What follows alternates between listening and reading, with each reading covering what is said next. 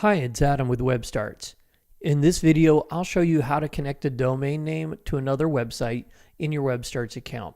You can register as many domain names as you'd like with WebStarts, and you can assign those domain names to specific websites within your account. This is helpful, let's say for instance, if you've created a new version of your website and you'd like to move your domain name from the old version to the new version. To do this, go up to the menu in the top right, click on the drop down, and then choose My Domains.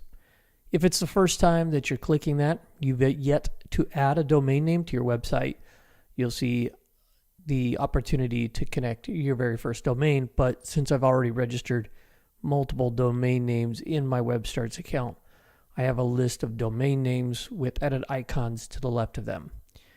I click on the edit icon to the left of the domain name, and then I find where it says point to site.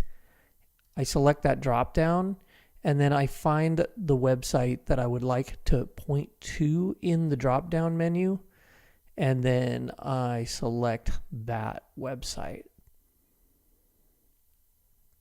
So for this example, I'm going to choose New Editor Test Site and click Save. You'll receive a notification saying domain settings updated successfully. Just click OK, wait for those to finish, and then you can click on the domain name to ensure that it connected to the proper website. That's it for this video. Thanks for watching. Don't forget to visit webstarts.com to create your very own free website and see more helpful videos like this. And if you're watching on YouTube, please subscribe and enable notifications to be the first to find out when I release a new video.